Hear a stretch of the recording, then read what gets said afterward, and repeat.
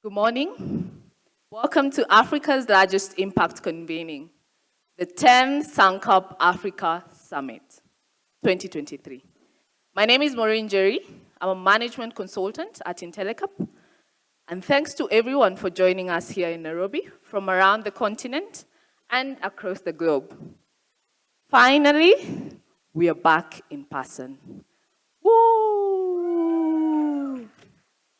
We are incredibly excited to be hosting you in person here at the 10th Sankalp Africa Summit after a successful series of virtual and hybrid conferences in the last 2 years.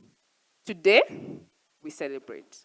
We are celebrating the milestones we have achieved as an ecosystem in the last decade and looking forward to the next decade of transforming impact. The Sankalp promises to be the best conference that you've experienced to date.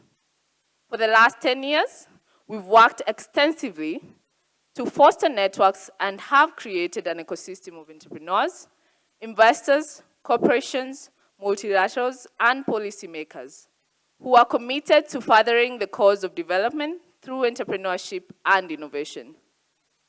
Today, we have curated nearly 60 sessions and are hosting over 300 speakers from over 60 countries in sub-Saharan Africa, Europe, and the US. We look forward to continually expanding the collaborative network globally as we expand our reach. Our small but mighty team has worked tirelessly over the last few months to put together a phenomenal Sankalp experience for you. Round of applause for the team. This event is dedicated to catalyzing the entrepreneurship ecosystem to solve global challenges creatively and sustainably. We believe that entrepreneurs are reshaping Africa's economic opportunities to improve the lives of millions. To continue fostering the African entrepreneurial stories, we are recording entrepreneur stories in room B3 for everyone who would like to share their story, and provides you with a map of all meeting zones and discussion zones. To culminate the 10 years of our existence, we are doing something extra special this year. For every meeting scheduled on the platform, we'll be planting a tree on your behalf. Are we excited for that? Schedule meetings, please. Yeah? If you need assistance with our virtual platform, please visit our help desk in the registration area. We're on standby to help. The exhibition booths are back. Please be sure to check them out. We have over 35 exhibitors in the exhibition space, and over 50% of those are entrepreneurs themselves. Last year, everyone enjoyed the unconference style sessions, and that's why we brought them back for you all to experience them if you missed it out. Yeah? To kick off the summit, I'd like to take this opportunity to welcome the founder of Avishka Group, Vineet Rai, Super Sankalp Africa's lead, Ariel Moreno, a superwoman in all regards, and the very seasoned award-winning journalist, Victoria Rubadiri, who will be the moderator for the open plenary session, A Decade of Transforming Impact. Welcome. Put a round of applause for them as they come on stage.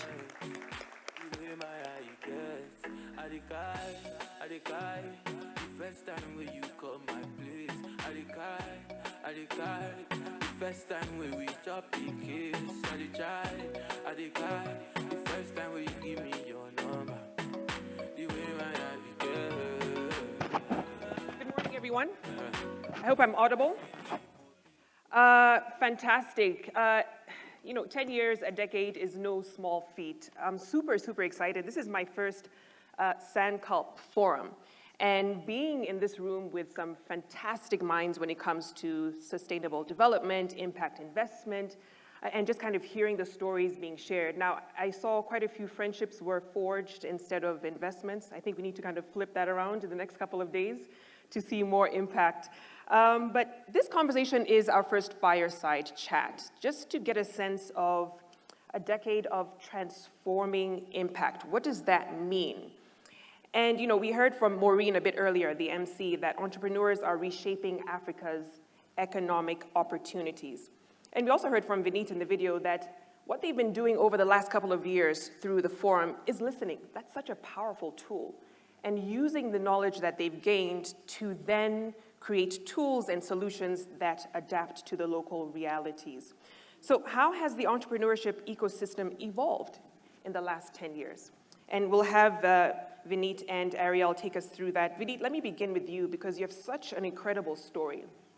You started with an initial capital of slightly over $2,000 back then that has now grown to $1.15 billion. I think that deserves a round of applause. And you started the Avishkar Group in India with a focus on the global south for obvious reasons. What was most compelling and the reason why you decided to start here in Kenya? Thanks so much. It's always inspirational to be back physically with this crowd. I've always felt the vibe of Sankalp Africa is very different from any other Sankalp we have done, and we have done, I think, 30 editions, 29 or 30. This might be 30th edition, if I'm not wrong. And we have done it in Hague, we have done it in India, Indonesia, different parts of India as well. But I think there's something very special about Africa. I had never visited Africa before we decided to come to Africa. So it will be slightly out of place for me to say how I chose Kenya. Well, let me actually start by telling you the story. We started in 2000, 2001. And around, if you go back to 2000, you would realize that development and not-for-profit were synonymous. People working in for-profit worked for themselves or their stakeholders, which were largely shareholders. The stakeholders were single focus towards shareholder. So when I started, we started with the belief that entrepreneurs are making a huge difference. I also were taught in India that poor people are very good, large-hearted, very nice folks. Rich people are crooks. This is what I was taught. Then I spent a lot of time with poor people, and I realized poor people all wanted to be rich. And I was completely confused. I mean, why would all good people want to become bad people? And that was my initiation in the whole idea of poverty, inequity, and what constitute being rich. And so I started with the belief that can I, with my $100 of equity and $2,000 of borrowed capital, make all poor people rich? Now, the first question people ask me is, what do you mean by rich? And that sent me another journey of finding what is rich. And I realized when you can give people the right to make choices, you have made them rich. So instead of actually getting into how much money do you earn, $2, $5, $20, I actually went in the direction of making choices. And I realized that entrepreneurs or entrepreneurship actually offers choices to people. So it looked to me very simplistic that if you can convince entrepreneurs to find ways to work with poor people, you might be able to bring about a significant difference in the lives of those people they are working for through solutions, products, opportunities, livelihoods, or reducing risk and vulnerabilities in the life of people. And so my journey started. Around 2013, India as an ecosystem have evolved quite dramatically from what it was in 2001. Impact investing as a term got coined somewhere in between my journey, between 2001 and 2013. I think in 2007 and 8, some of us, around 30 of us, met in Bellagio, Rockefeller Center. Each one of us actually tried to push our own agendas and finally agreed on the term impact investing to represent most of us. And then a lot of money has gone to get the term, the kind of acceptance it has globally. In 2013, when I was thinking about going outside, I came up with 2 thumb rules. Can we actually go where you can fly within 6 hours? It looked like a very logical distance. 6 hours, you don't need to spend too much time. You don't have a serious jet lag, and you can still be productive when you reach there. So if you actually fly from Mumbai 6 hours to east and west, you land up in Indonesia and Kenya. So that was actually one way to look at it. Remember that I had never come to Africa before we actually landed up on this shore. And the second thing is in my Navy, just drew 4 lines, divided Africa in 4 corners, felt that South Africa is way too advanced. North Africa speaks French, and we just don't know. I can't speak French or understand. I found West Africans very smart, and Kenyans very friendly. So it became that when you are landing in a geography you've never been to, probably go to a place where you find more friendly people and a language that you can converse in. When we landed up here in 2014, I think, I think the first thing that people told us is, you brown buggers, you have come all the way from India to do another conference. And it was a fairly open feedback. The 300 odd people actually turned up in the same, not in the same venue, some other venue. And we took an open feedback right at the start. And at the start, people were very skeptic. Another conference, wastage of money, too much talking, too little listening.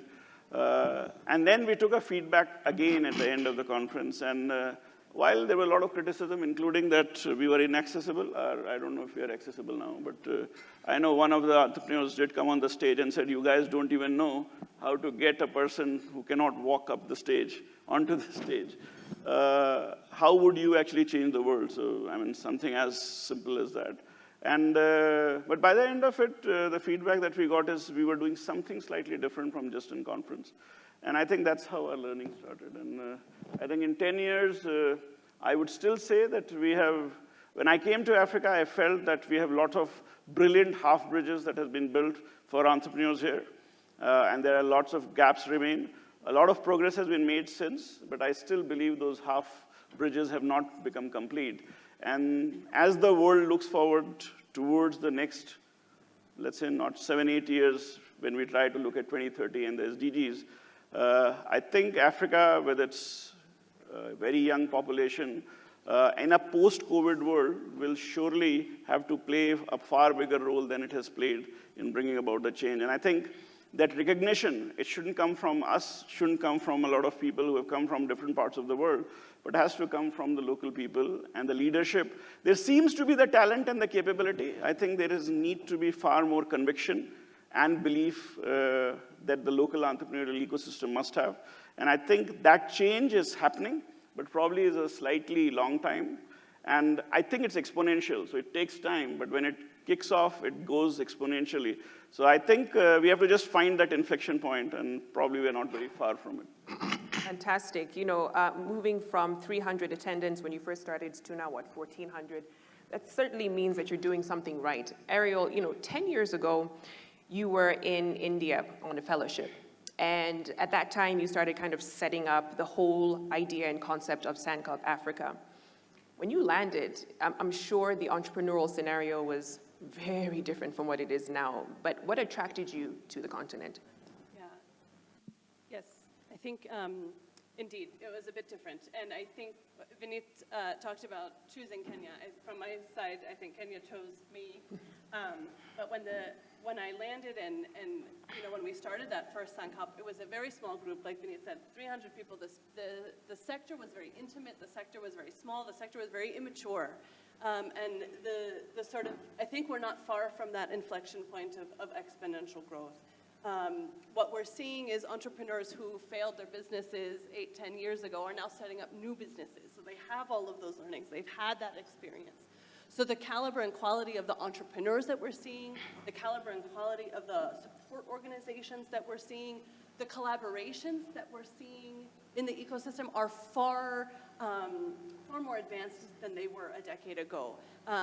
You know, we had a handful of incubators. I remember we hosted a sort of an incubator and accelerator roundtable at that first summit in 2014. And now there are industries of accelerators, not just in Kenya, but in Ghana. I think Uganda is setting one up. That type of collaboration you never would have imagined 9, 10 years ago because everyone was chasing the same funding. Everyone is still chasing the same funding, but I think they're recognizing the importance of collaboration and that collective impact that we can offer. And also in terms of the investment space, I think we're seeing a lot more investors come into the market, a lot more local investors set up shop. That was not at all the case, you know, even 5, 6, 7 years ago, where most of the investors that were coming in from abroad. And I think that's a very positive trend to see more local mobilizing capital, more local funds setting up, and more decisions being made locally, and more collaboration happening within the ecosystem. Certainly. Vineet, I want to bring you back to the point you made on that inflection point. And the reality is, to get there quicker, we need money. You are an investor, and I'm sure you've seen the change in the investment landscape on the continent. What has changed? And where do you see some potential in terms of how entrepreneurs can tap into some of that investment? So see, I'll go back to my own learnings about India. India was a fairly despondent case when I started in 2000, 2001. I think Avishkar, and it's quite funny to look at this way if I look back, Avishkar was probably the fourth or fifth fund ever registered in India. And it is not long back, just 21 years back. We are the world's third largest startup ecosystem. I just do not remember how many funds are locally there. I think we claim that there is 6 lakh crore, which will roughly translate into around $90 billion of local assets being managed within India. So this has all happened right in front of my eyes. I actually saw it all happen. But it all started changing around 2013-14, so not very long back. Till 2013-14, we were struggling. So if you go and ask limited partners and venture partners as to what is the problem, what ails India, the answer was there's a lot of money going in, nothing comes back, distributable proceeds. And all that changed between 2015 and 2022. Now I'm actually talking a language of capital and returns, not necessarily about impact. But I think if impact has to attract real money to deliver impact, we have to find ways of returning money that has come in. And we have to then transpose the same thinking here in Africa. And I can bet my bottom dollar, a lot of people who have put money here are trying to find the answer of how do you return, how do you get the money out of the continent. And this is a very classical challenge that we all face. Africa will have to find its own answer. India found its own answer. I mean, it's amazing in India that while we used to struggle to find one angel, today every second Indian is an angel investor. Every third guy wants to become an entrepreneur. And there is an entire stratification of the kind of capital that you need for growth. But it's all happened in a very short period of time, and that's the inflection part. I think the Indian diaspora and the Indian living in India, especially those who were benefiting from the growth that was taking place and were actually the holders of the capital. Remember, India is equally as unequal in terms of capital concentration as probably is Africa, probably slightly better, but not very far. But those with capital started participating and with great confidence in the future growth of India. And that allowed all kinds of capital to move in. And I think, therefore, I genuinely believe it is not the people like me or the other people coming from different parts of the world who will bring about change in Africa. The change in Africa will come when Africans will start believing in their own growth story and start investing in that growth story, will use their shillings to buy the pounds and dollars, so that you actually send that money out and start participating and benefiting from the growth that is there.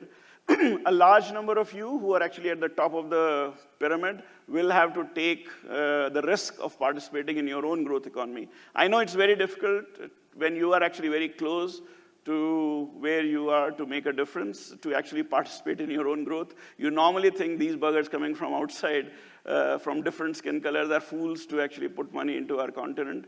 But remember that ultimately your growth will come from you yourself. And therefore, some of you will have to stand up and shine as leaders. Some of you who actually have more money and disposable income to participate in your own economy. And therefore, inflection will come when the leadership for investment will come locally, not necessarily entrepreneurship alone. Africans believing in their own growth story, and that got a faint clap from someone in the crowd, but I think it deserves a huge round of applause because that's exactly what needs to happen, that shift. And Ariel, let's kind of open that up a bit, unpack it a bit, because there has been a challenge in getting domestic capital to impact investments on the continent. How do you see that scenario changing and shifting? Yes. It has improved and increased in the years. I think I also see a very clear sort of distinct regional difference, though. Mm-hmm. What we see in East Africa and Kenya is that people who have money are very quiet with their money, versus West Africans tend to be a little bit more flashy with their money. They have bigger family foundations. They are very, publicly sort of reinvesting.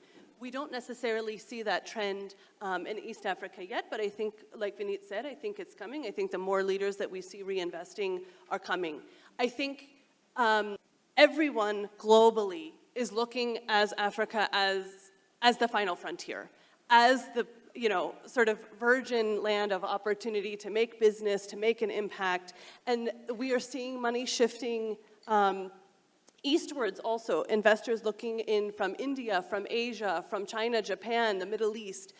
So everyone is looking to invest their money on the continent to make both returns and impact. So I think that the upward trend for domestic capital is critical and it is on the way, but I think it's also important to recognize that there is global money that is looking at the continent. I think to the point that Vineet made about, this local leaders standing up, local entrepreneurs, investors standing up and saying, yes, we are doing it and we are making it.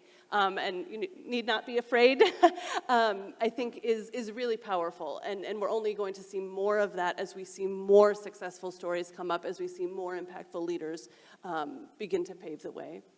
We're about to wrap up the conversation. And just on this note, Vineet, on what's next for the Avishkar Group and Sankalp at large? Where do we go from here? So Sankalp is an idea of for the people, by the people, so it's not really, we're just an organizer from that perspective. The idea is to offer a platform to everybody and anybody and use a little bit of convening power that we have to bring everybody together. Sankalp has actually been here in Nairobi for quite some time. The ambition is to see if we can replicate ourselves in different parts of Africa, while doing so in the developed world as well. We genuinely see that the developed world is actually a very distinct ecosystem on the impact side from the mainstream side. My personal learning from what happened in India is that the beauty of impact actually gets delivered when the mainstream capital starts competing with impact capital with same kind of deals. It happened in India. I have not seen it happen any other part of the world yet. But it has happened in India, and that's actually one of the reasons the scale story in India of impact has come through beautifully. I think that must happen in US and Europe as well, because in the current extremely complex and dynamic trends that we see, the volatility that we see worldwide in a post-COVID world, I do not think the developed country are actually very far from the challenges that we in the developing world are facing and have faced for generations. So those from the developed world, you must actually really rethink the potential of opportunity that you can take away from Africa's and Asia's for your own continents, given the kind of challenges that you're going to face will be very different from what you have seen for the last 50, 75 years. I have started seeing that it happen in India. I've had visits from Netherlands and other places where we have counselors asking us to invest in their continents and country. But I think this bringing together the global capital, and I'll just plug in for the SDGs. In 2018, we came up with a report called Better Business, Better World under the leadership of Paul Polman. I was one of the commissioners. We talked about $2.5 trillion of capital to be invested every year, roughly $30 trillion. Looked like a very large sum. India was at that time $2.5 trillion economy. But if you look at the global capital, you're talking about $400 trillion. So what we are asking the global capital is to sacrifice less than 0.5% of annualized growth. And if you can sacrifice that 0.5% of annualized growth, there is a high likelihood that we can imagine a world without hunger, without poverty, without inequity by 2030. Now, that's really what we are asking of those people with money. And it's not such a big job. And as far as what we are going to do at Sankalp and Avishkar, I am actually doing a small session somewhere, I don't know where, tomorrow. So this is a plug for my session. If you want to hear more about our learnings, about our journey on impact, the questions around impact, the challenges of making returns, the conflicts between contexts and the ability to actually deliver returns and impact, then you can attend my session. I'm just making a plug for myself as well. Fantastic. I'm sure it'll be oversubscribed after this. But let me finish with you, Ariel. Vineet talked about replicating what Sankalp is doing across different African countries. And, we can't deny the catalytic power and impact on entrepreneurs that Sankalp has had. When you look over the last 10 years and you kind of do an audit of what you've gotten right, what successes can you speak to and share with the audience? Yeah. I think Vineet mentioned it in the video. It's a platform for listening. We do very little curation other than bringing the right people together. Sankalp is a platform for the community, right? Most of the content that you're going to hear over the next 2 days is coming from key players in the ecosystem. They're coming from you as attendees. I think there's still some sessions in the unconference agenda, so if you want to talk about something that you don't see on the agenda, curate it yourself. I think empowering that community to talk about what's most important to you all is what has, has made Sankalp so popular.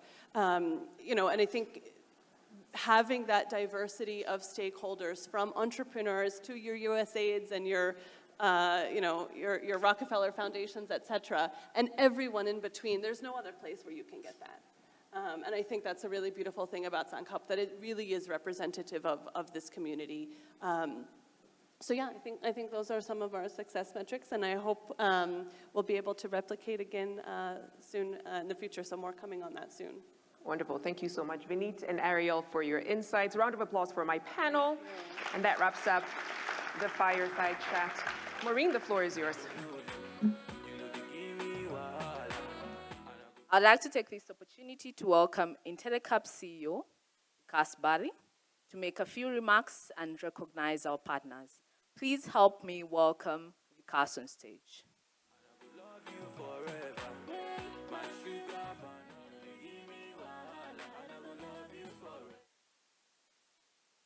Good morning, everyone.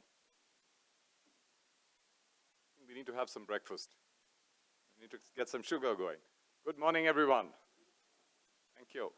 I'm delighted to be back in Nairobi after 3 years with all of you and seeing a very vibrant physical summit. I'm grateful for the environment to have blessed us with this opportunity, and I hope it remains that way. What's even more delightful is the number of people who are participating in the 10th summit.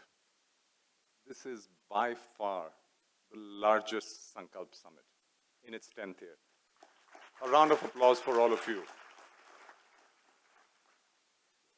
Even more delightful is the fact that there are 510 entrepreneurs who are registered at the summit.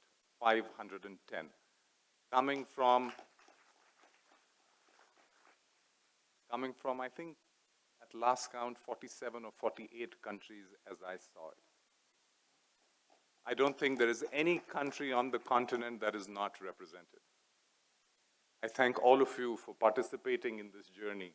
This journey, along with you, is the reward for Intellecap as an institution. As Vineet so eloquently put it, this journey started 2 decades ago with a very simple intent of trying to create better opportunities for the emerging 3 billion people. With this intent, we created a few ideas. One of the ideas was to build a thriving entrepreneurial ecosystem. Bring capital, knowledge, networks, technology, all together to help build the ecosystem for the entrepreneurs to succeed.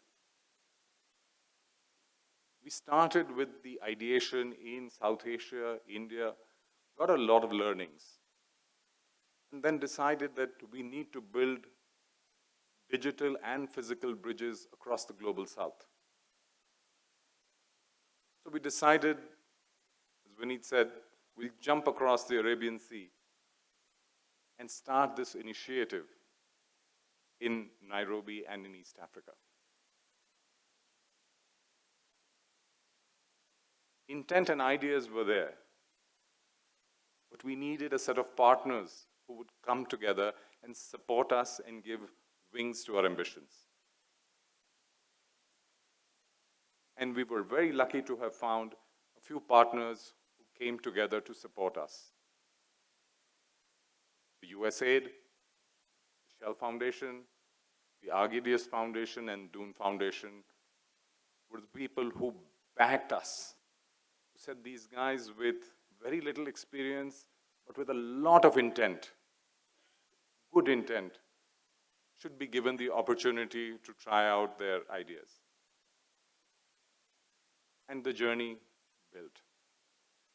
More partners came along the way, specifically IDRC.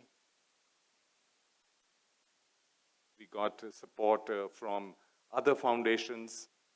The World Bank has been a very, very key partner. And the journey continues. I can assure all these partners that the faith that they imposed on us was not misplaced. Through our journey, we have been able to curate and help about 1,000+ entrepreneurs. We've been able to intermediate, facilitate over $250 million to flow into these enterprises. And of course, we have supported many, many of them with business models. On behalf of all the employees of Intellicap, all its past employees, its previous CEO, Nisha Dutt, Stephanie, who came across from GIZ to support Intellicap and establish its presence in Africa, the current leadership, Karnika, Ariel, and all those who will join this bandwagon in the future. I'm deeply grateful for all these institutions who have played a very, very critical role in bringing Intellicap into Africa and supporting us in this 10-year journey. I would request all these institutions to continue supporting Intellicap and other such institutions with their goodwill, with their guidance, and with their growth capital. I'm sure if the right intent, the right ideas, the right set of implementation, and the right indicators all come together, success will be achieved and we will be on our way to SDGs 2030 and beyond. 10 years is a great time to celebrate the past, but it's even more important to reaffirm our commitment to the future. That's the word Sankalp. It's a vow, it's a pledge, it's a commitment to the future. So we at Intellicap remain committed to making sure that we will stretch every sinew to help the planet to get to a better place than what it is right now. Ladies and gentlemen, I will call the leading founders or who have supported Intellicap in its journey in no particular order. Please give them a thunderous round of applause, because without them, we would not have been here.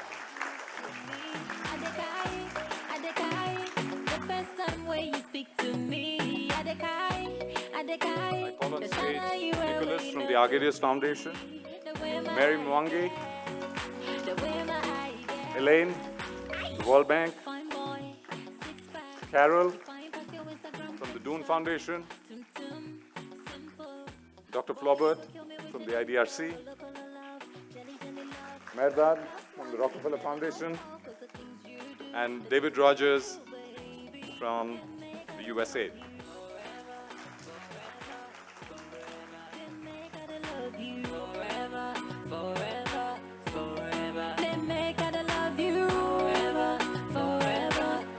Please keep the applause going for these people.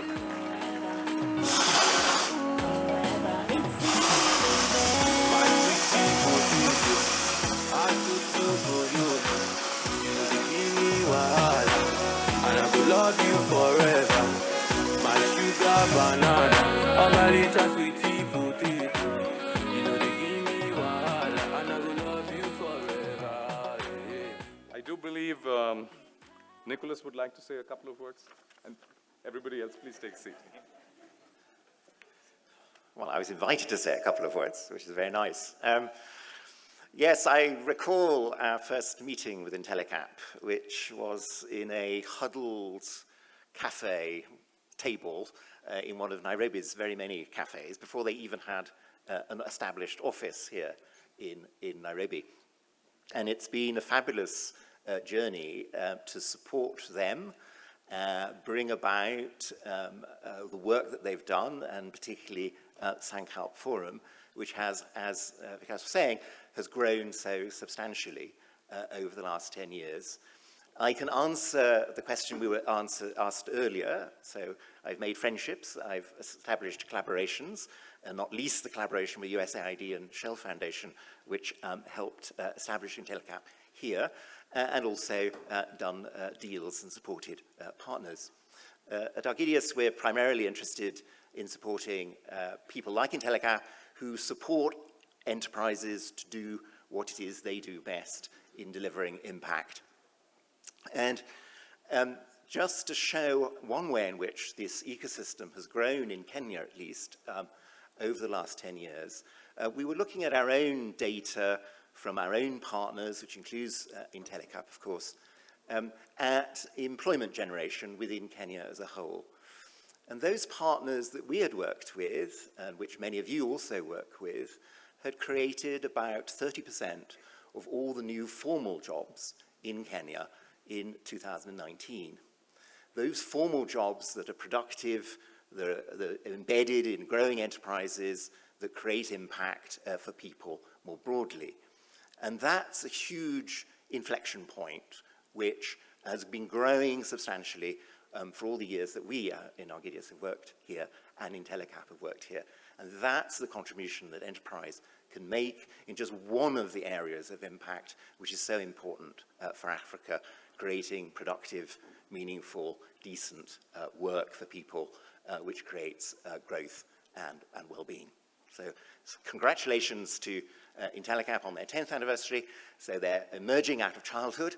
I hope their adolescence will be exciting, probably bumpy, like adolescence can be, but looking forward to the next 10 years.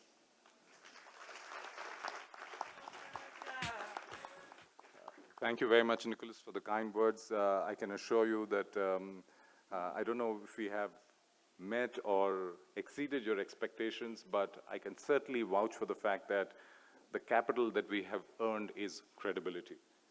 And we will stay steadfast on that commitment to be a very, very credible partner to all the entrepreneurs, all the developmental institutions who are looking to make change on people's lives. Thank you very much, and we will just recognize all of you with a small token of our appreciation.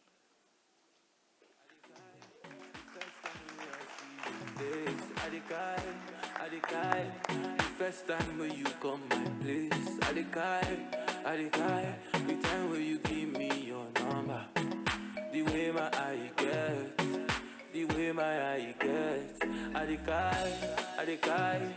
first time when you come my place, I again thank each one of you because our founding partners were very important for all of us, but you are equally a very, very key stakeholder for this journey to move forward and deliver the change that we expect. Thank you very much. Okay, thank you, Vikas. Thank you, Nicholas, and to all of our partners.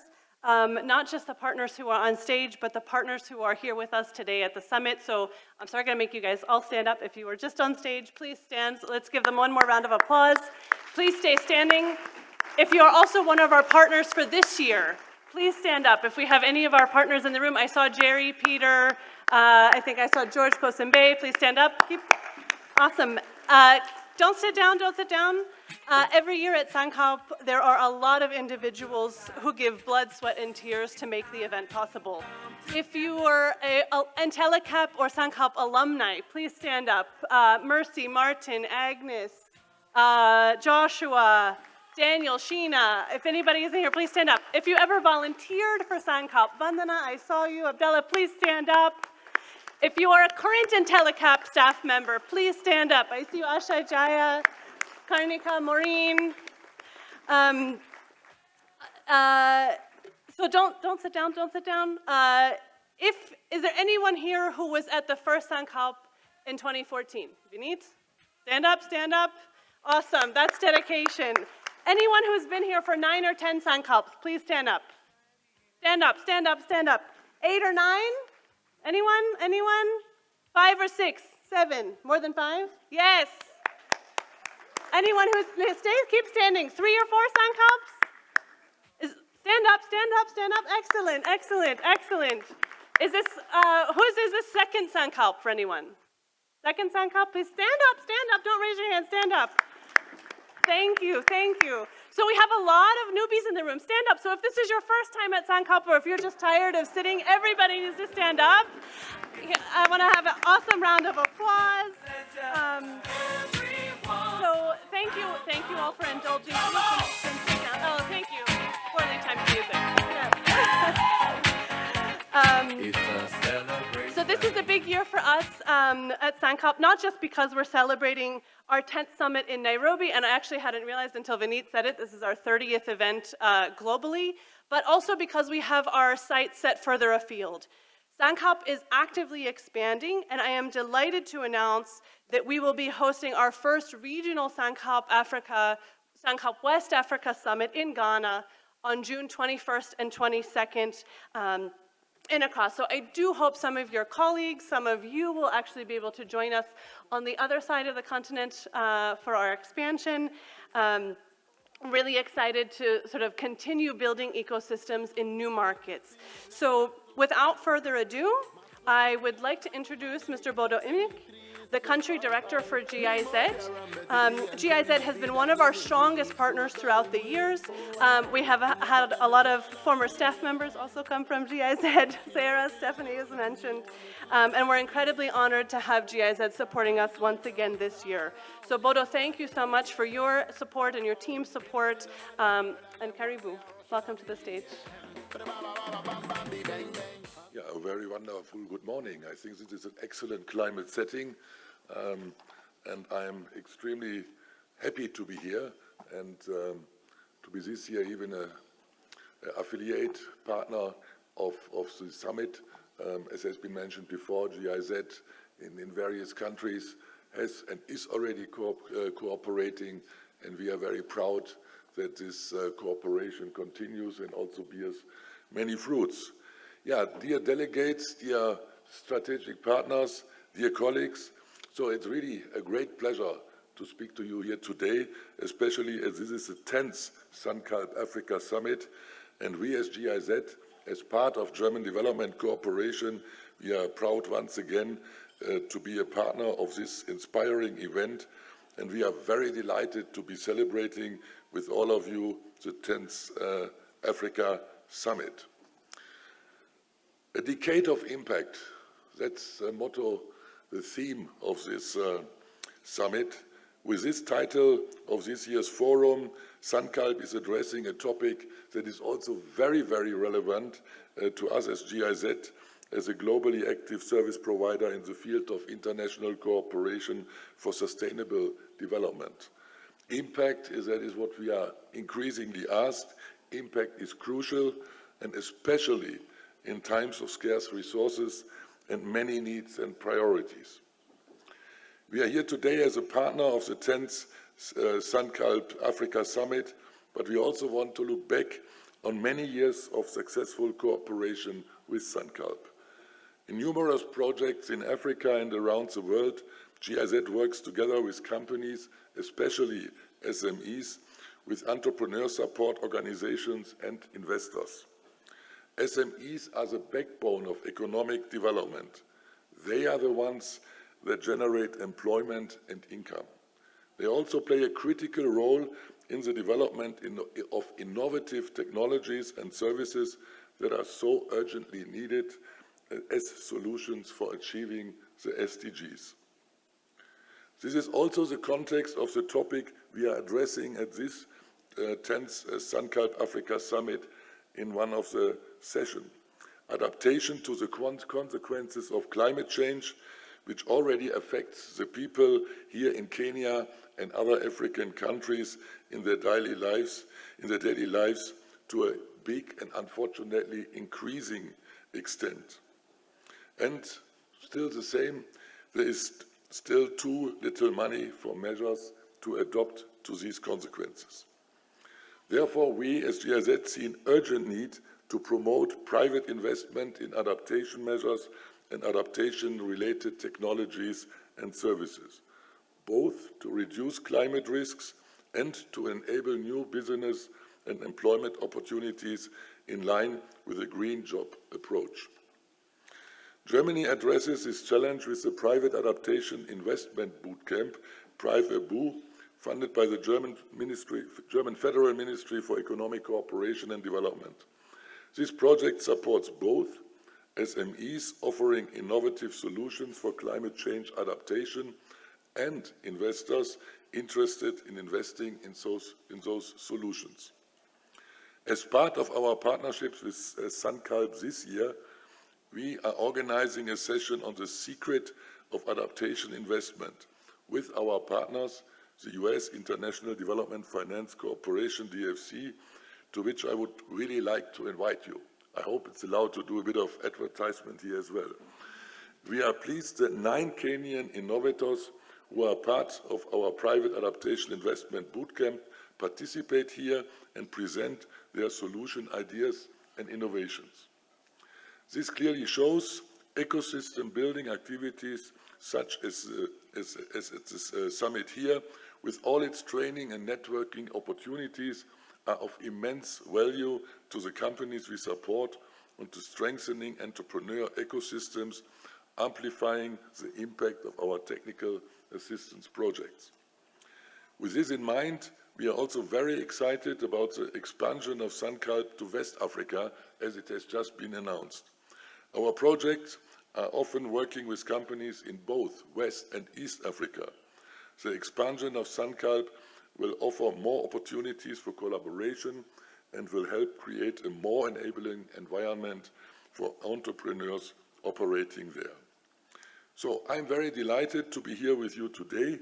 I would like to congratulate the Sankalp team on an exciting agenda and an interesting, diverse attendance, and wish them and all of you a very enlightening and successful conference.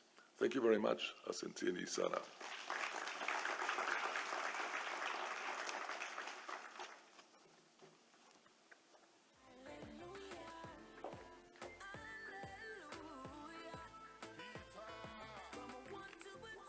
A round of applause for all of you. Thank you for being partners. Thank you to GIZ. Thank you to our former partners, founding partners, and current partners. Thank you very much, and all of you, your key stakeholders for the Sankalp forums. Our next session is the 10 Years of Transforming Impact panel. And our moderator for this discussion is still the amazing broadcasting veteran, Victoria Rubadiri. Watching her on TV since my teen years has been a great inspiration. The inner young girl in me is jumping up and down. I'm sure some Kenyans can also read it. And I'm definitely starstruck. So Victoria has over a decade, which is also very monumental, in radio and television in Kenya and the US, and has moderated high-level discussions around the world where topics have ranged from business to climate change and governance issues. She's well equipped to be moderating this panel discussion with different stakeholders on the 10 years of transforming impact. Joining her on the panel will be Karen Gribnau, Director, Dowen Foundation, Joanna Bishal, Founder and CEO of Kasha Global, and Patrick Kobonyo, Program Manager at IKEA Foundation. Please help me welcome Victoria and the panelists.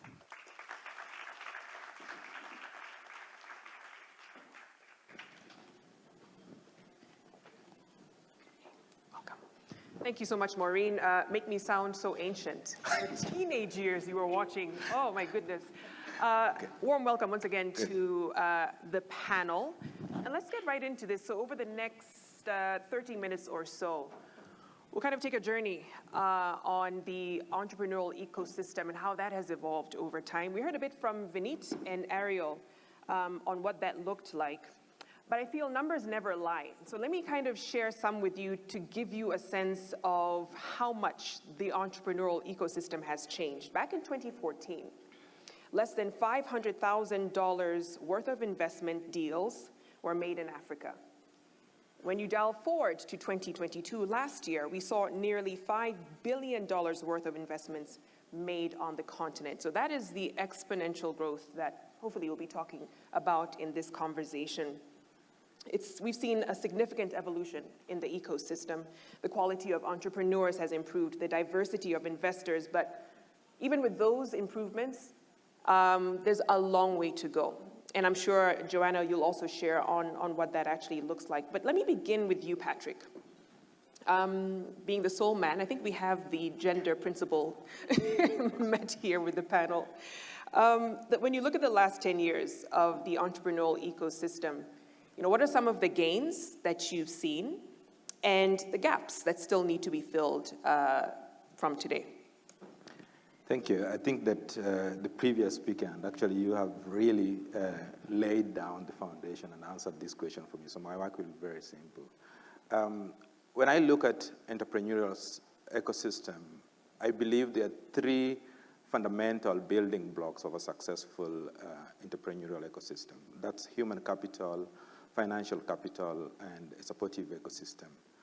And I think the previous speakers have made it very clear that the human capital has really grown, and I think Africa is on the right place in terms of the capacity of investors that we are having, the growth of tech hubs. We have 650 tech hubs running, and we have also started investment management training from the African Venture Philanthropy. So things are looking really bright for the ecosystem.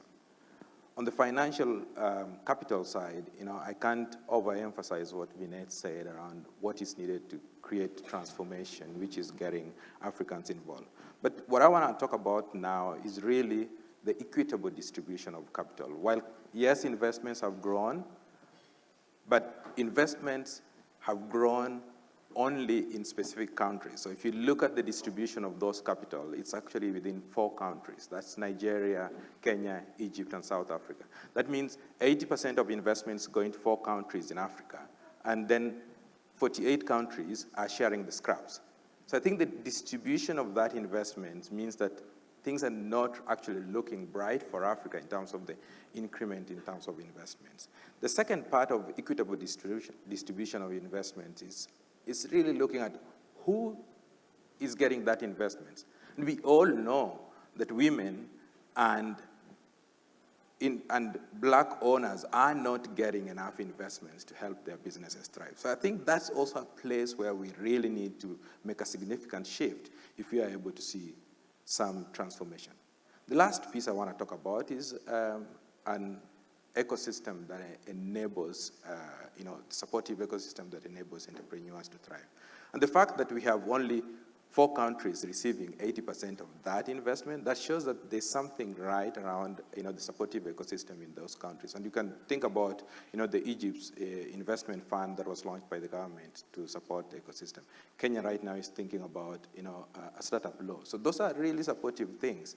But the supportive ecosystem really needs to grow. And I think it's upon us, our people who are seated here, the stakeholders, to really think of how can we proactively and meaningfully engage policymakers to be able to create that transformational change that helps the ecosystem to thrive. Carol, let me come to you. You've seen the dialogue in development circles shifting from impact to sustainable and green.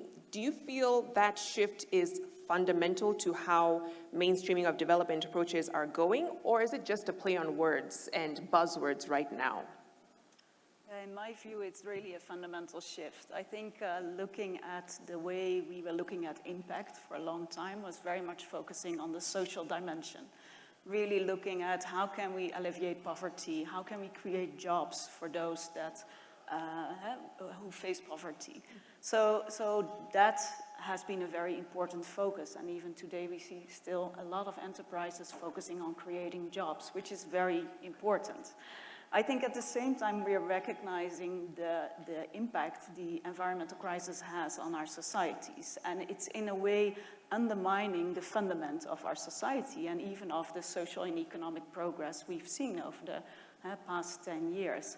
So I think it's really a reflection of that recognition of the importance of, let's say, the environmental crisis, And I think it's really asking us to rethink and maybe reshape also our economies in such a way that they do not only benefit people, but also benefit the planet.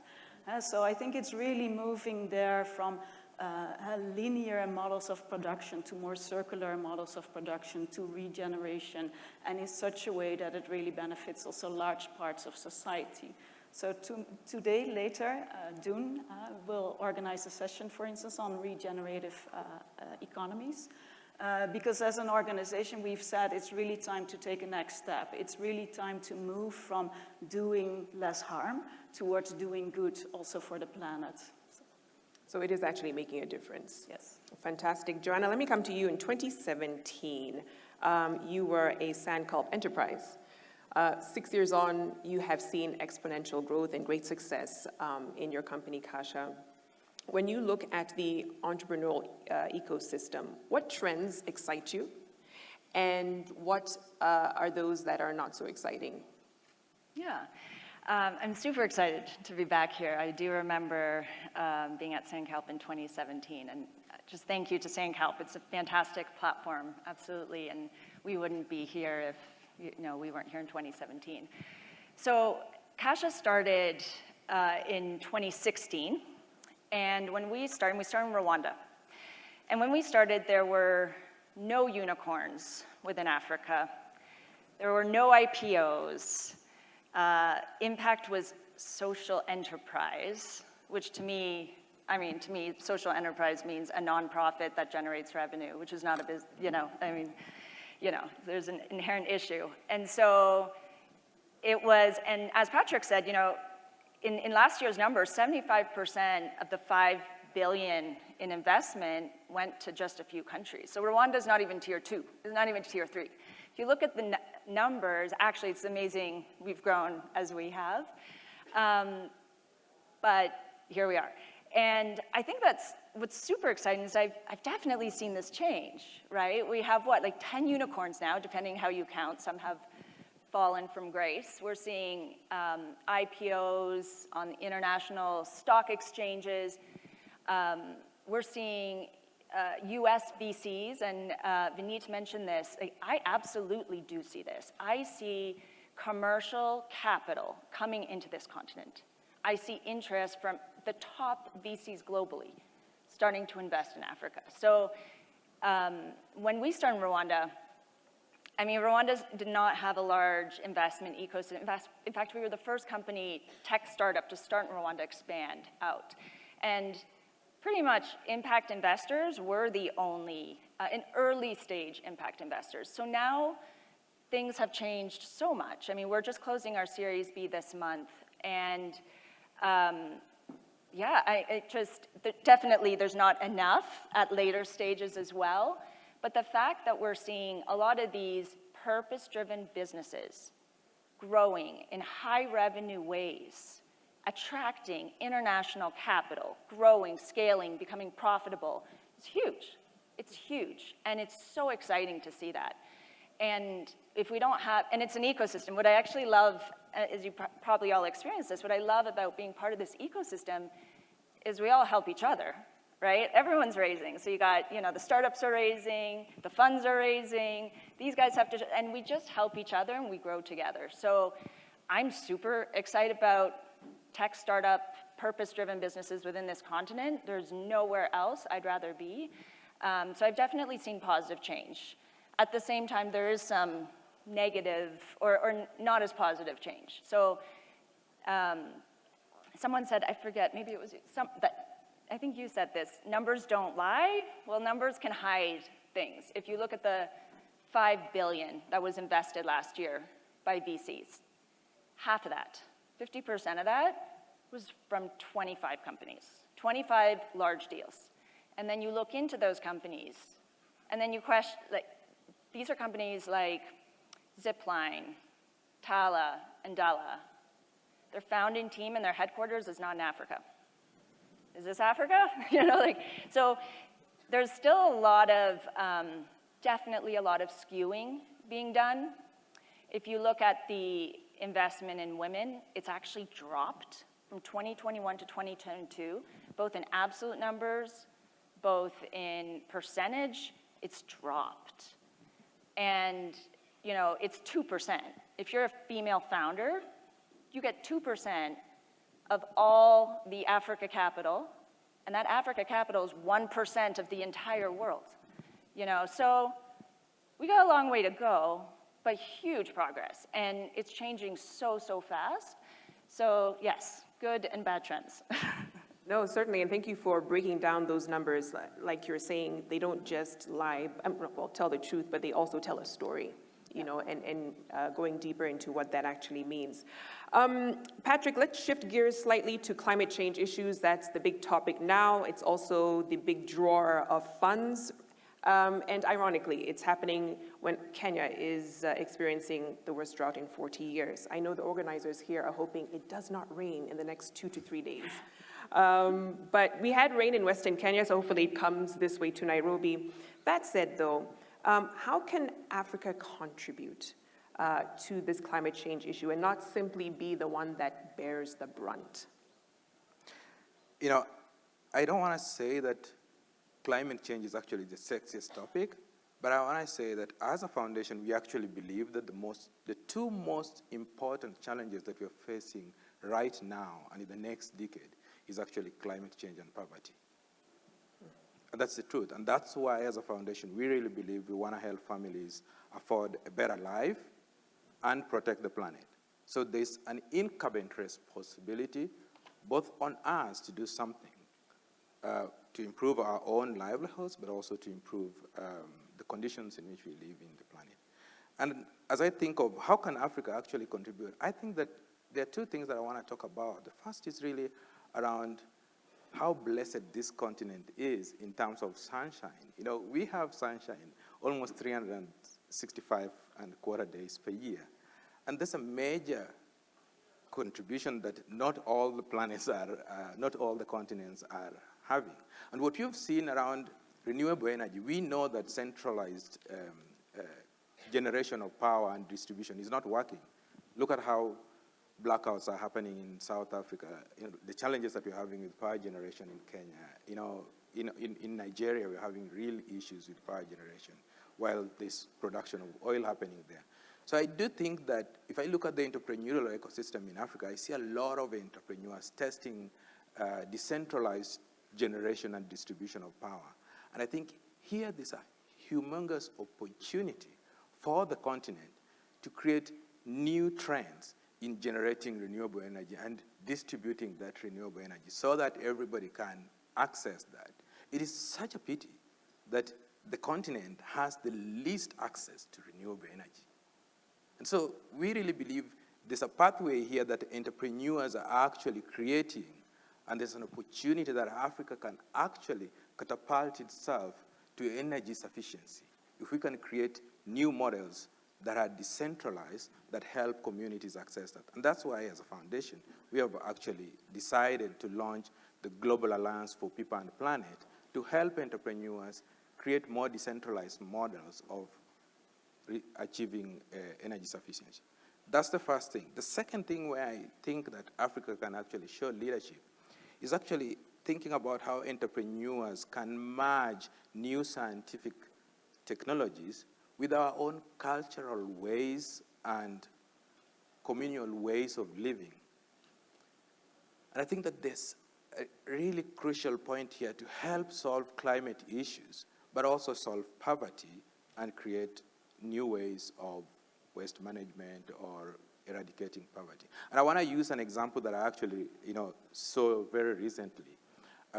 We are funding the Kenya Climate Innovation Center to create an early stage financing facility that provides access to affordable credit for early stage tech, climate tech enterprises. And I visited this amazing entrepreneur that has decided to produce organic fertilizer from animal sheet, eggshells, food waste. And the most amazing part of this is that this fertilizer is 40% more productive than existing fertilizer, which means it helps our farmers gain better income, better productivity, and help solve food crisis. And so I really think that this is really an interesting point where we can use scientific technology and our ways of living to actually drive sustainable climate change and address some of these issues that we are working on. You know, Carol, your organization supports primarily early stage enterprises. And you heard from both Joanna and Patrick about how that ecosystem looks. 80% of funding going to 4 countries. Joanna said 2% of funding going to women-led or women founders. You know, what do you say to that, and are investors doing enough to meet the needs of entrepreneurs? Yeah, I very much recognize the picture that you have drafted. I mean, we do see that there are so many opportunities, but still, even though the total amount of money flowing to Africa has increased tremendously, indeed, it's still not enough. And what we also recognize very much is that there's still very little funding for early stage entrepreneurs. We've been in that space for 25 years, providing both grants, loans, and equity, building up that experience in what it takes to support an entrepreneur with an idea to grow his or her business. And what we've learned is it takes longer term trust. It needs a funder that is willing to stay with the entrepreneur, even in difficult times.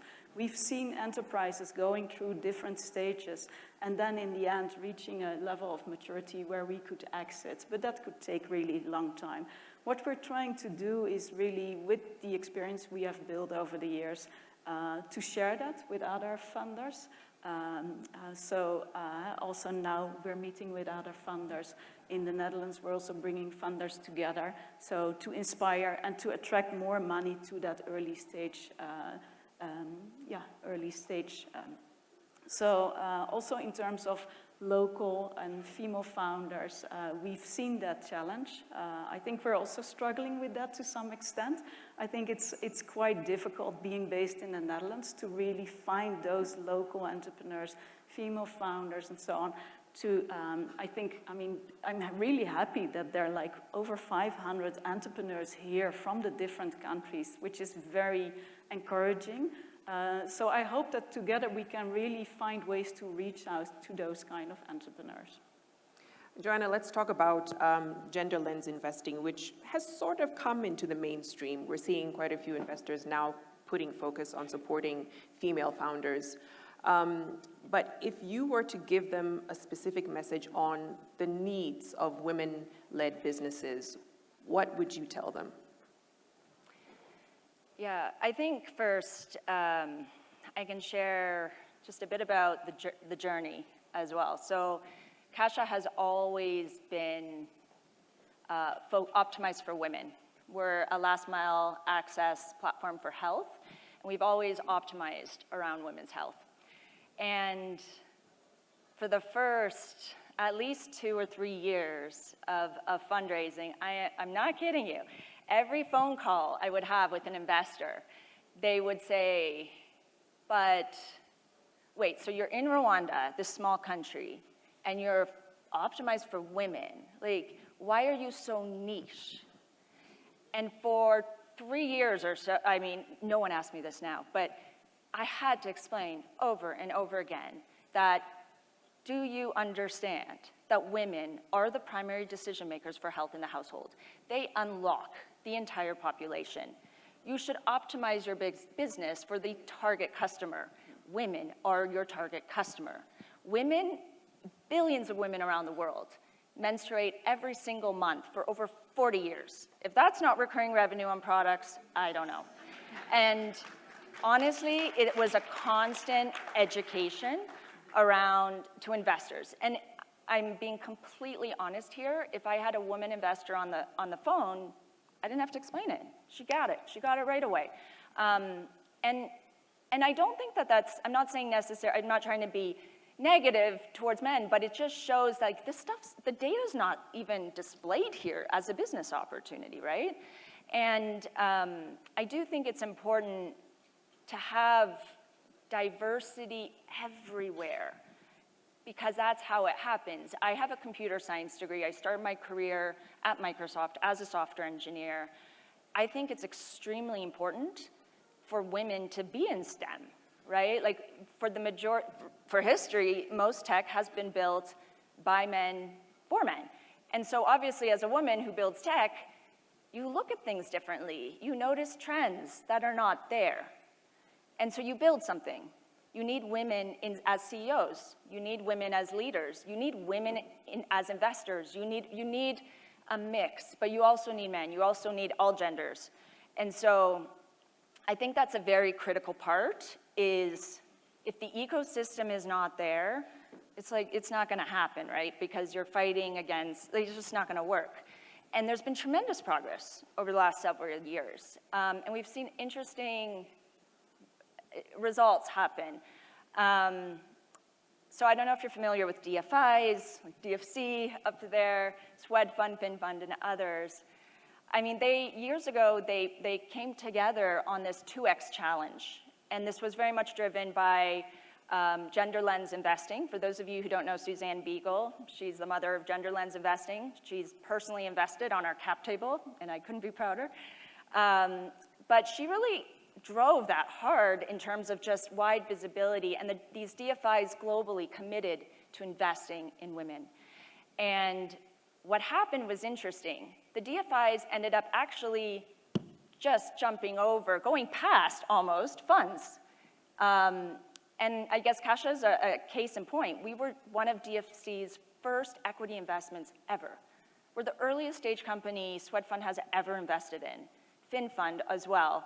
And so all of a sudden, you know, these vehicles are creating access to capital of saying, no, we want to fund this. We want to, you know, we want to fund this and support it.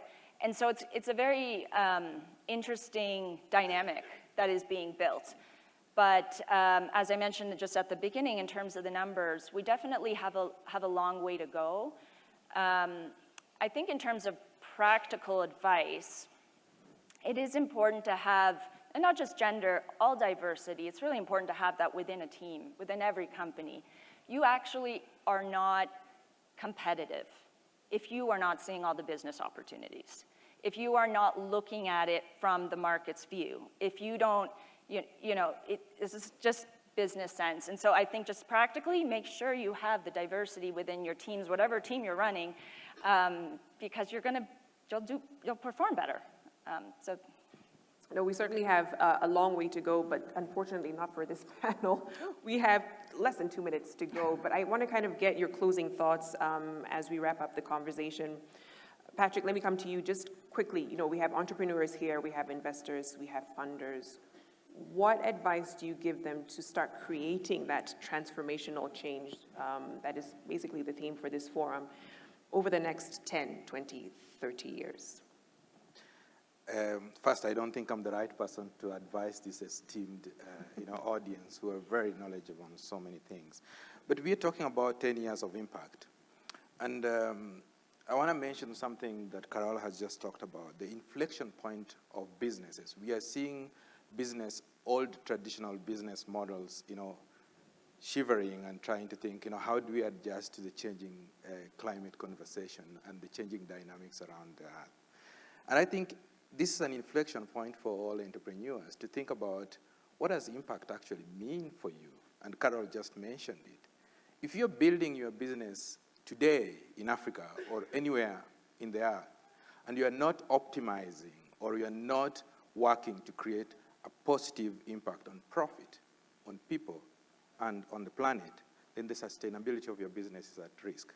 So that's the first thing I want to ask you. If you're an entrepreneur and you're not thinking about those three aspects and how you are going to make profit, help people's lives be better, and protect the planet, that's going to be a concern for you going forward. The third thing around the impact is around how do you actually measure that impact?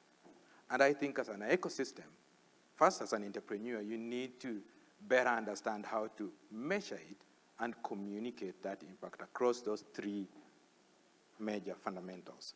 And as an ecosystem, we need to find ways of helping our entrepreneurs be better at talking about their impact across those three fundamentals.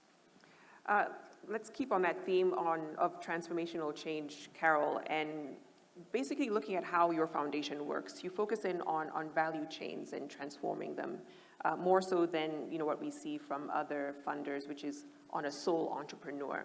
Have you seen that being systems-based in tackling issues is what will see that transformational change?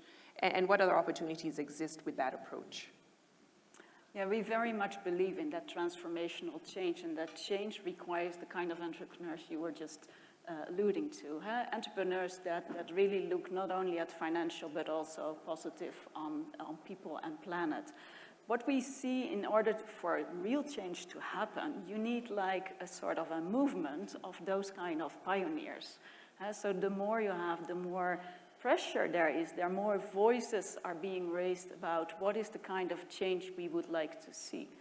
I think also, and I think you alluded to that, is that an individual entrepreneur, the entrepreneurs we're supporting, they're in a way right now rowing against the stream. The models, the government's programs, subsidies, and so on are not working for them.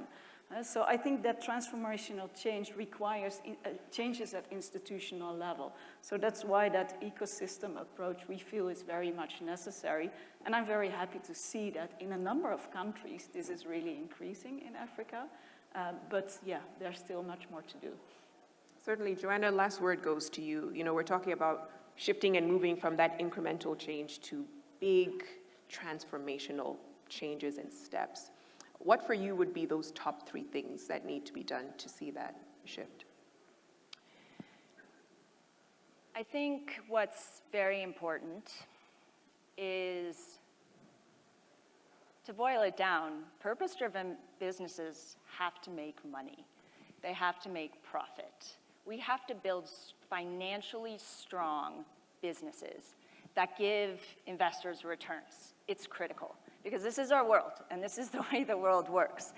And so I think that this changes the game from the social enterprise into a high, fast growth business that's massively purpose-driven and creating impact as it scales. And I do think, and I have to say, I guess a challenge as well to impact investors here, I don't bring on impact investors anymore, because what I've noticed is impact investors within their portfolios have no exits, they have no commercial success, so we have to show that purpose-driven businesses are exiting, that they're IPOing, and so we are all in this as part of this ecosystem. But I do think that on this continent, the investor ecosystem is about to get seriously disrupted by commercial capital coming in, seeing the revenue, seeing the competitive advantage of being purpose-driven, and it's going to grow these companies. And so I think just recognizing that money matters and it brings credibility and is critical. Fantastic. Can I get one more round of applause for my panel, Joanna, Patrick, and Carol? You may take your seats. Thank you so much. And of course, these are conversations that will continue throughout the course of the next couple of days. Thank you so much. We're about to transition now into, you can, you can take your seats, into the highlight of the Sankalp Forum. And every year, what the forum does is, for the 2023 edition of the Sankalp Africa Awards, they sought social entrepreneurs who are the epitome of what has been the hashtag for the last couple of days, transforming impact, making a positive impact on society, gaining hands-on experience, and creating innovative solutions with a global community. And so we're going to recognize 4 enterprises that made an impression on the judging panel. And these particular enterprises had high-impact businesses across Africa. They catered to rural, low-income, or disadvantaged communities in any of the 8 impact areas. They had a very clear for-profit business model and experienced and dedicated promoter teams, proof of concept, and also we're looking for funding in the range of $100,000 to $1 million US. So beyond the trophies they're going to receive as a result of their fantastic work, they also had a few benefits. And this was one-on-one investment readiness support to improve the pitch and investment ask, opportunities to pitch and get feedback from the eminent Sankalp grand jury, as well as curated one-on-one introductions with global investors, and of course, the opportunity to collaborate with a global network of investors, donors, and entrepreneurs that are part of this ecosystem that we've been talking about. So, presenting the first category, I'd like to call on Elaine Tinsley from IFC to join me on stage as we present the Ecosystem Award winner. Round of applause for her. And some music as well.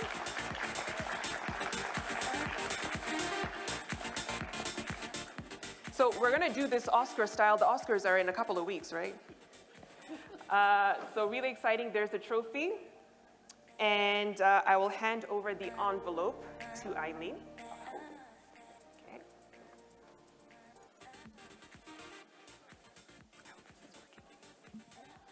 So you can open the envelope. Let me hold the mic for you so that's a bit easier. And the winner is...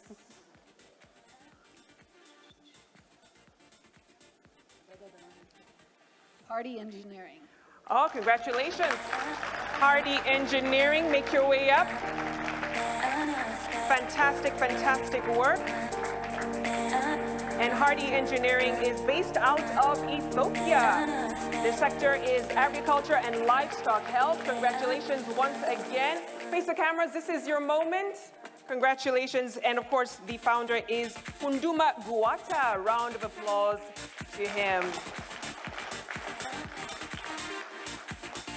Wonderful.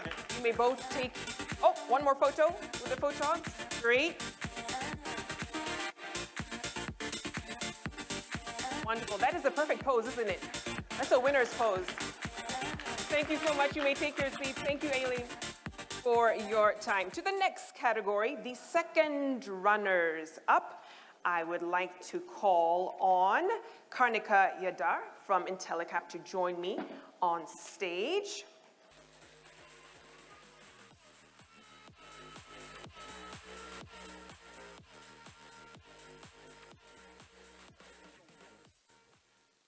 So the winner is Aki Medical Laboratory. Aki Medical Laboratory, congratulations.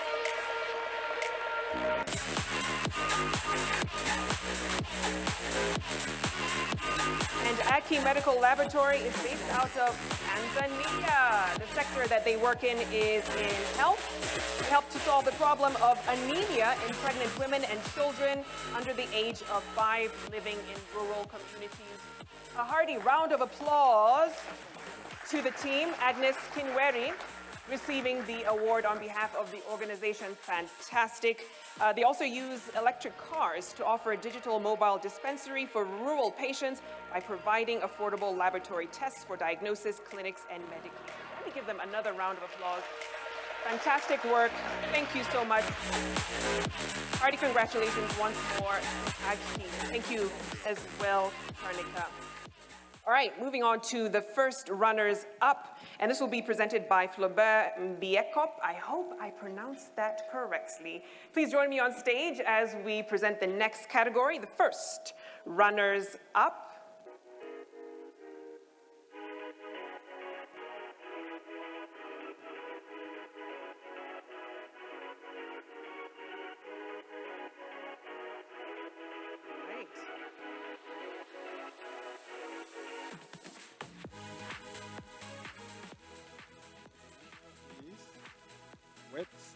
Limited. Wetsack Limited. Congratulations.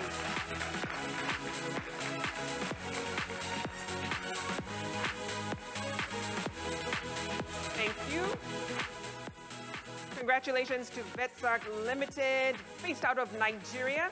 Ajayi Mayowa is receiving the award on behalf of the organization. The sector is agriculture and finance, and they deal in agri-financing that links farmers to banking financing. Thank you so much. Congratulations once again. All right, ladies and gentlemen, to the winner.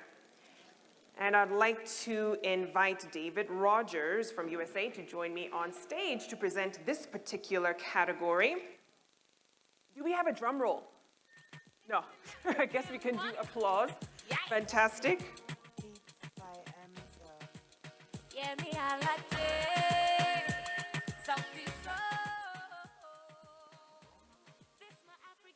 And the winner is Legendary Foods Limited. My African lips then gon' kiss you. Whoa. My African hips get down to you. Whoa. My African legs then gon' front. Fantastic, Legendary Foods. And of course, they work in the agriculture, food security, and alternate protein industries. We turn palm lava into farmable protein with scalable scientific methods and unique technology that they process to add to condiments, fortified baked goods, and other ingredients. Congratulations once again. I would call on all of the winners to join me on stage as we commemorate this moment. So make your way back up with your trophies. All of the winners, come back up on stage. Fantastic. Honoring all of our awardees. And just to warn you, we're going to have some concessions, so don't get jolted by the noise. There we go.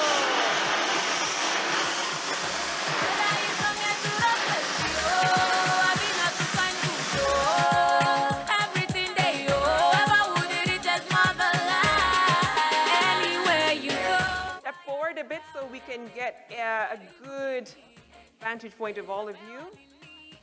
Wonderful. And make sure you're holding those trophies with pride. Well deserved. Fantastic. Can we give one more round of applause to Hearty Engineering, Legendary Foods, AgKey, and of course, VetSark for a job well done. Let me begin with Legendary Foods, actually Hearty Engineering. And I hope I pronounced your name correctly. Hunduma. Okay, fantastic. What brought that idea of livestock market in Ethiopia and neighboring countries? Tell us more on how you built this organization. Thank you so much. I was a university student in 2022, and we were finding the problems which found in Ethiopia for the final year project. Then, when I was born in farmer's family and I grew up there. When I was that time, I was thinking about the livestock. That means they cannot do what human beings do, you know. They cannot speak, they cannot express their feeling. They cannot tell you whether they are sick or not. Due to that, when we chose the title for the final year project, we concluded to do for that livestock. Then we get the idea appreciation from our advisor at that university, and we entered to this one, and we have done. When we were doing that project, we are recommended to change this one into business idea, you know, not only thinking for the final year project, you know. Then we started to take it as a business idea, and we get the license for that one and startup, you know. This is the main issue, challenge enforces us to do this one. Fantastic. And we'll talk a little bit later on about the device you use called Yarsuma and how you use that to treat livestock. But let me come to Ajayi and talk a little bit more about what VetSark does. You're in agri-financing, but take us through what that actually means. Okay, thank you for this opportunity. My name is Mayowa Ajayi. So at VetSark, what we basically try to do is ensure that we put food on our table. We all see food to eat. Food is very important. And we've realized that over the years, there's been a huge gap of funding for small-scale farmers, right? And small-scale farmers literally produce a high percentage of the food that goes around. So we basically at VetSark want to make sure that these farmers find enough funding, you know, to grow their business so that more food can be available. Currently, we have about $240 billion in funding gap in Africa, generally. In Nigeria, it's about $9.6 billion, right? So and that's a huge funding gap. So what we try to do is we take away the headache involved in raising funds for farmers. We do that for them, and we connect farmers with banks and investors and help farmers raise funds. We prepare these farmers, help their businesses work, make sure their businesses are profitable, and then we do the needful. We help them raise funds. Thank you. Fantastic. Let me come to Agnes and tell us more about AgKey and what kind of brought about this focus on women and children. Okay, thank you very much. AgKey Medical Laboratory, obviously we help pregnant women, children under 5 and the elders. Why we focus for them? Because most of the pregnant women, especially in rural community, they're lacking to get effective health services, especially laboratory tests. When we come off about hemoglobin tests, obvious pregnant women, you need to check your blood level in order to the safe delivery, to know how much your blood. So AgKey Medical Laboratory, that's why we focus to help them in order to help the pregnant women in rural community in order to assure that they get medical services like laboratory tests, common medication for treatment, and also free health education. Thank you. Shobita, let me come to you. Your organization runs out of Ghana. Tell us more about what Legendary Foods does. Sure. Oh, I think we have to switch. Is it on? So Legendary Foods is a food tech company. We produce an alternative protein from a desired food source called palm larva.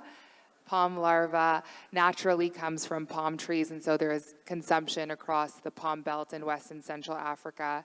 It's extremely nutritious, has more zinc than beef, gram per gram.